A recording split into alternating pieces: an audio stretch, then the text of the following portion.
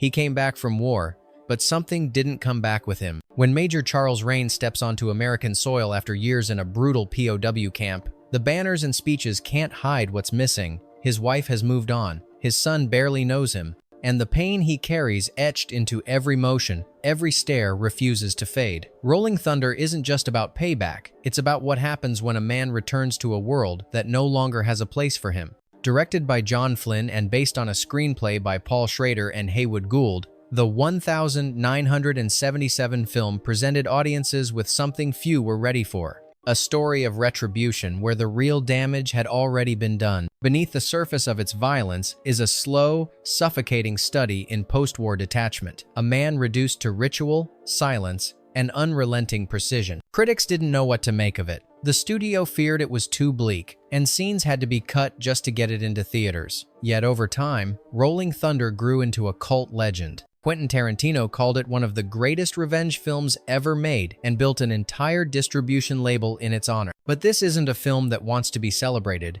it wants to haunt. Behind the stillness lies a storm. The facts surrounding Rolling Thunder, its writing, production, censorship, and legacy are as intense as the story it tells. Hidden edits, real-life inspirations, fan theories that became too real. These are 20 weird facts you didn't know about Rolling Thunder. Fact 1. The ending that disappeared without a trace. Before audiences ever sat down to watch Rolling Thunder, the studio had already changed its conclusion. The original ending, as conceived by the filmmakers, didn't feature Rain walking away from the final bloodshed. Instead, it ended in eerie stillness. He sits alone, surrounded by bodies, trapped in silence rather than triumph. Executives at 20th Century Fox weren't impressed. They found it too grim, too unresolved. It didn't deliver the emotional release they felt a mainstream audience needed, so they trimmed it, reshaped it, and the version released to theaters traded haunting ambiguity for a more palatable exit. Co-writer Haywood Gould once remarked that the ending they envisioned wasn't about vengeance, it was about emptiness. A man who had given everything now had nothing left, even after revenge. The final scene was meant to feel like a whisper, not a roar. But the footage? Gone. It was never included in any reissue, never restored for DVD or Blu-ray. And no known negatives exist in studio archives. A film that ends in silence may have had an even quieter ending we were never allowed to see. Fact 2. Tommy Lee Jones delivered a line that wasn't in the script. One of the most striking moments in Rolling Thunder arrives with almost no build-up. Major Rain asks his war buddy Johnny if he's ready. Jones responds without hesitation. "I've been ready since I got back." Just one sentence, but it lands like a gut punch. That line wasn't written. The original script offered Johnny a lengthier answer, something about duty and debt. But Tommy Lee Jones rejected it. He told Flynn the character wouldn't explain himself. He would just act. So Jones said what felt natural to him. The camera rolled. No retakes were needed. The result was chilling. In a film defined by stoic rage, the coldness in Jones's voice said everything. No flash, no drama. Just a man so haunted by his past that violence feels like home. Sometimes, the quietest lines echo the longest. Fact 3. Schrader's most personal work was the one he abandoned. Paul Schrader's screenplay for Rolling Thunder was never just another job. He poured parts of himself into it, his fascination with ritual violence, his Catholic guilt, his view of America as a country unraveling after Vietnam. But that original draft never made it to screen intact. As production neared, the studio hired Haywood Gould to revise the script. They felt Schrader's version was too abstract, too nihilistic. Gould streamlined the narrative and softened its sharpest edges. Schrader, furious, walked away. He later claimed that most of what he'd written had been cut, and yet, paradoxically, he admitted that no other project he'd worked on had reflected his inner world so completely. In many ways, Rolling Thunder was a prototype for Taxi Driver, Light Sleeper, and First Reformed. A man broken by his past, a mission shaped by obsession, redemption replaced by ritual. Even if Schrader disowned the final product, the ghost of his vision still lingers in every frame. Fact 4. The hook wasn't just a prop, it was a statement.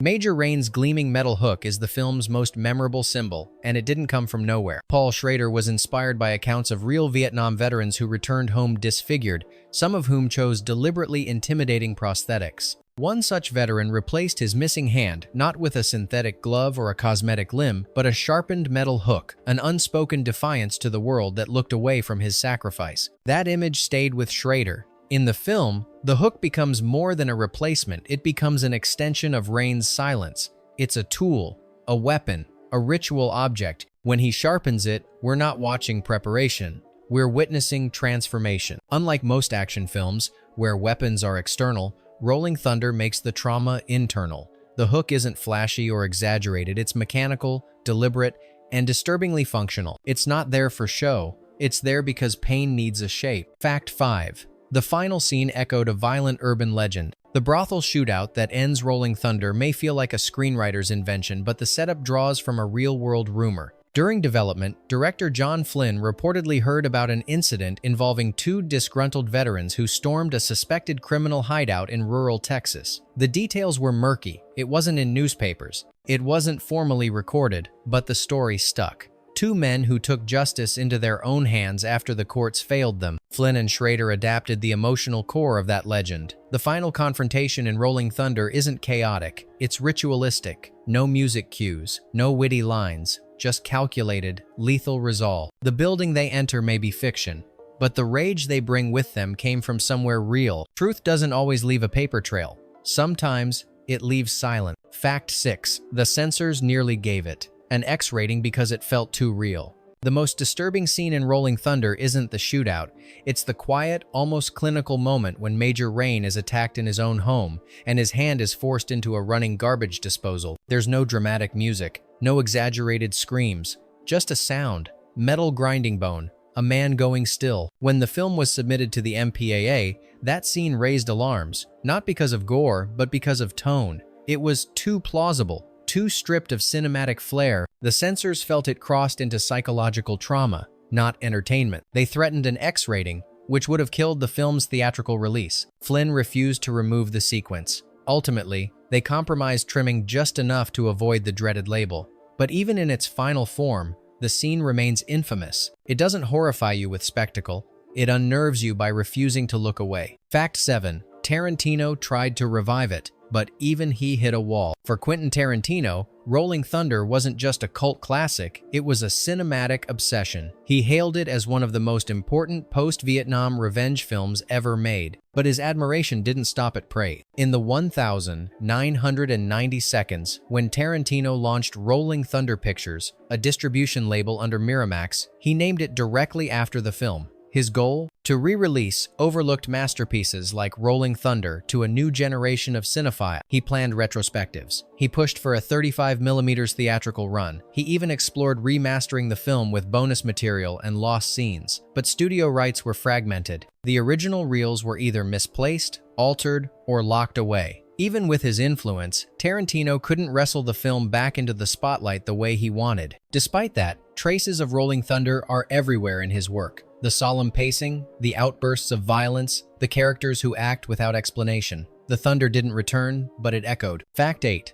Devane was a last resort, and that's what made him perfect. William Devane's performance in Rolling Thunder is so tightly controlled it borders on chilling. But he was never the first choice for the role. Initially, the part of Major Rain was offered to several big-name actors. James Caan turned it down. Charles Bronson passed, reportedly uninterested in playing a man so subdued. Steve McQueen was approached, but he either declined or priced himself out. Accounts vary. By the time the role landed in Devane's lap, the studio had lowered its expectations. He wasn't a star, but to director John Flynn, he had something more valuable: restraint. Devane didn't play Rain as angry. He played him as hollow, every line delivered with surgical precision, every movement stripped of flourish. His presence didn't scream trauma, it whispered it. Sometimes, what a role needs isn't charisma. It's silence that cuts deeper than words. Fact 9. A trailer so disturbing, it was pulled from theaters. Rolling Thunder's original trailer was designed to shock, and it worked almost too well. It featured jarring sound edits, flashes of Rain's disfigurement, and grainy cuts of the brothel shootout, all overlaid with a haunting voice that promised retribution. They took everything. Now he's taking it back. Audiences were rattled. Some theaters reported complaints. One projectionist called it the most unsettling preview I've ever spliced. 20th Century Fox quickly pulled the trailer and replaced it with a more conventional version, highlighting action over psychological trauma. The original was never officially released again, but rare VHS recordings kept it alive, circulating in collector circles as a piece of lost marketing history. It wasn't banned. It was buried because it told the truth too well. Fact 10. The original script had Rain die in the end. In Paul Schrader's first vision of Rolling Thunder, Major Charles Rain doesn't survive his final mission. The story was never meant to end with him walking away. Instead, it was supposed to culminate in a violent, symbolic death, Rain dying not for justice, but because he had nothing left to live for.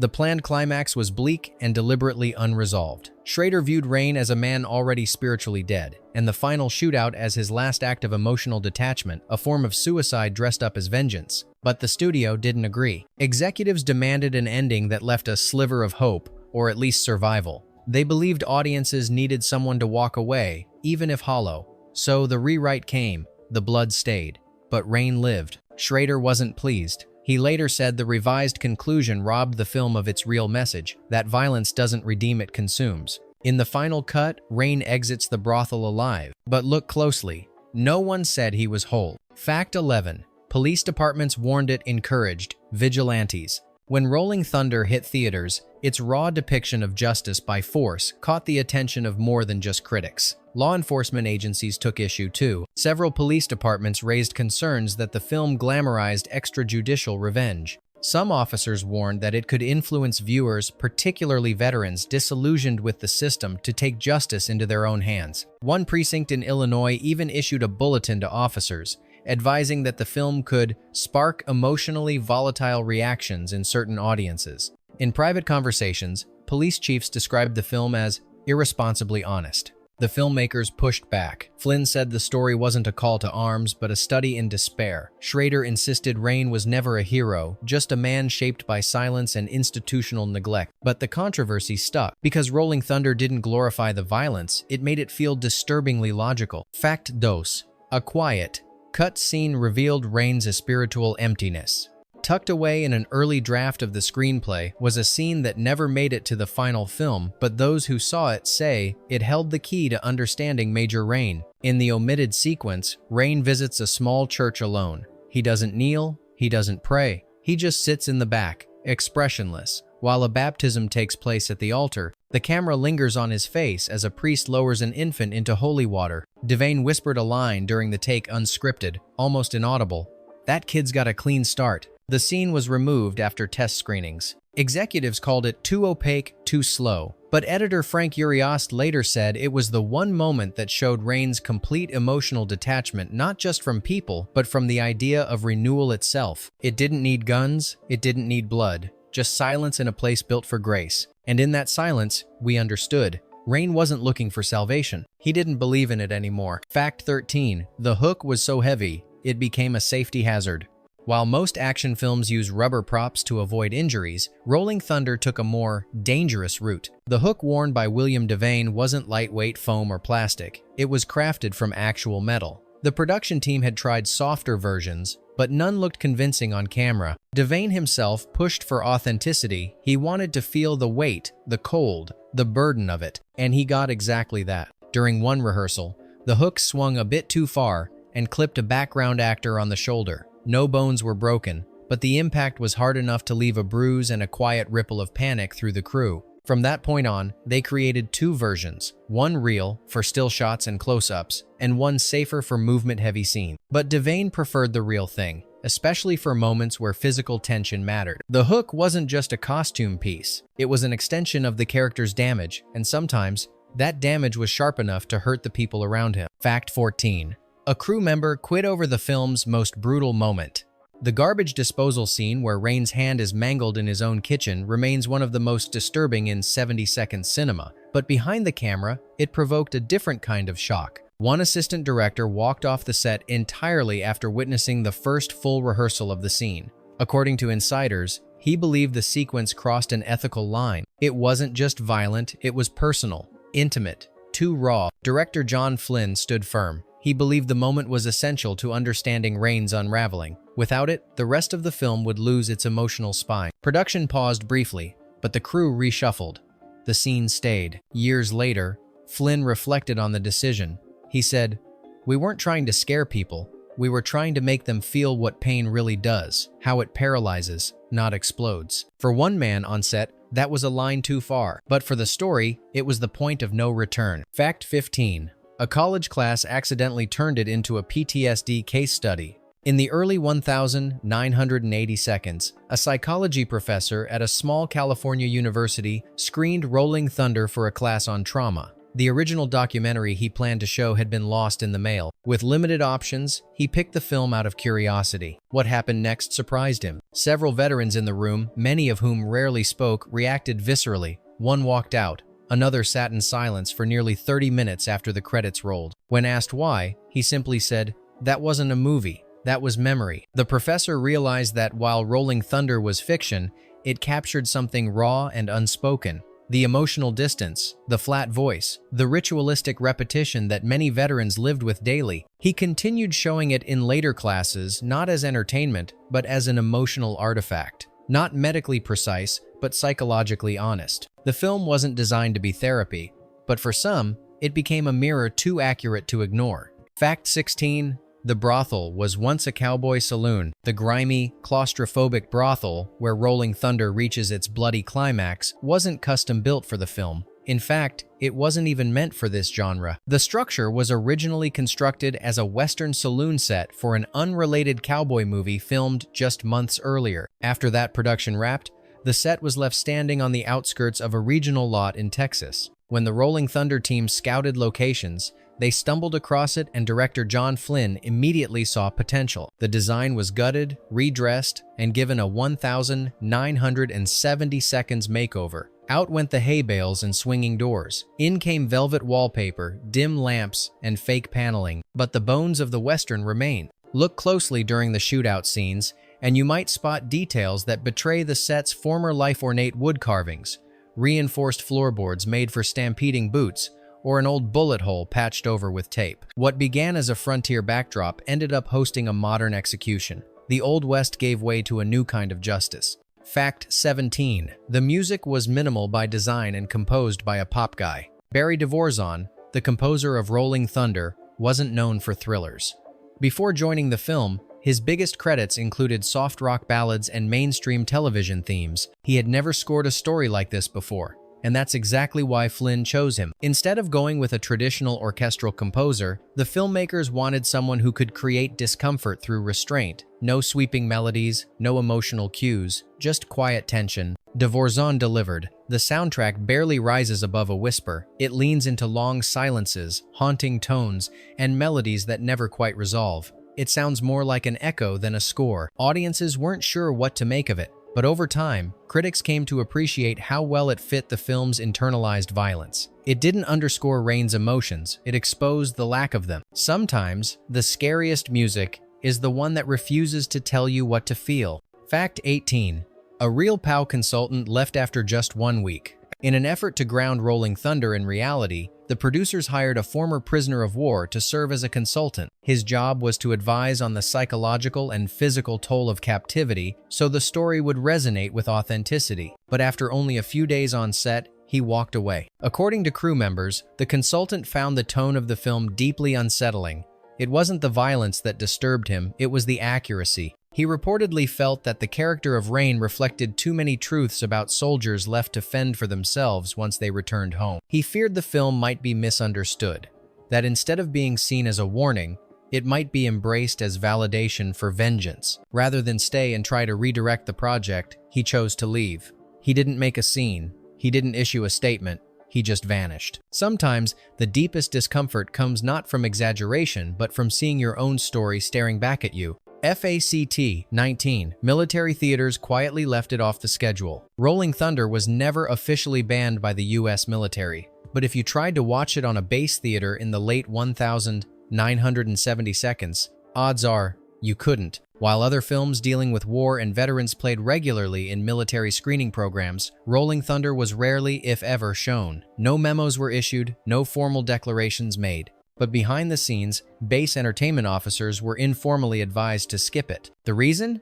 It struck too close to home. With thousands of Vietnam veterans still serving or transitioning back into civilian life, commanders feared the film's portrayal of bureaucratic neglect, isolation, and unfiltered rage could trigger unwanted reactions, not because it was inaccurate, because it was painfully on point. In internal discussions, some officers described it as psychologically volatile.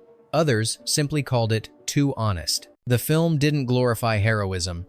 It showcased what happened when a soldier came home and found nothing waiting, not even peace. And for the military, that message was a little too loud, even in silence. Fact 20. A planned sequel vanished before it was written in blood. Following Rolling Thunder's underground success on home video, a sequel was quietly pitched in the early 1980 seconds under the working title Aftermath. The concept focused on Johnny Tommy Lee Jones's character, now living off-grid, decades removed from the events of the original film. But when a fellow veteran's family is targeted by criminals, Johnny's dormant instincts are reawakened. The story would have been slower, darker, and centered on the cost of living with vengeance long after the violence ends. Drafts were sketched, early conversations took place, but once Jones passed on the project, development stalled. William Devane declined as well. Without the original cast, producers lost confidence. No footage was ever shot, no official announcements were made. The script, if it existed in full, was never archived. In the end, Rolling Thunder remained what it was meant to be, self-contained. A story that closes with a whisper, not an invitation. Sometimes, the most brutal aftermath is silence. Bonus fact, the movie that might have shaped a real crime. It was a case that never made national headlines, but it left a lasting impression on the few who connected the dots. In 1983, a Vietnam veteran was apprehended in California after a series of violent assaults. His victims were low-level criminals, loosely associated with local gangs. At first glance, it looked like a revenge spree. But when detectives searched his belongings, they found something chilling. A journal filled with detailed notes, including phrases lifted directly from Rolling Thunder. One line read, "You can't get justice in court. You earn it with pain." Another simply said, "Sharpen, prepare, clean shot." The man also kept a modified prosthetic metal, hand-fashioned, designed to fit over his forearm. He had reportedly watched the film dozens of times, and according to his psychologist, Rolling Thunder became more than a movie, it became a blueprint. In court, his defense cited PTSD and argued that he had projected his trauma onto the film, identifying with Major Rain as a kind of moral compass. The prosecution didn't focus on the movie, instead calling him dangerous and disconnected. He was convicted. No lawsuits were filed against the filmmakers. No press tied the film to the incident. But within certain academic circles, particularly in criminal psychology, the case became an eerie example of how deeply a story can embed itself in the wounded. Not everyone who watches a revenge film sees it as fantasy. Sometimes, they see it as instruction. Some films fodder. Rolling Thunder stayed buried until people started digging. What looked like a simple revenge thriller turned out to be a brutal meditation on pain, silence, and the aftermath no one wants to talk about. Years later, it still doesn't flinch. So now we ask you, was this film a warning the world ignored, or a mirror that showed too much? And which forgotten title should we unearth next? Let us know in the comments. Some stories shouldn't stay in the shadows.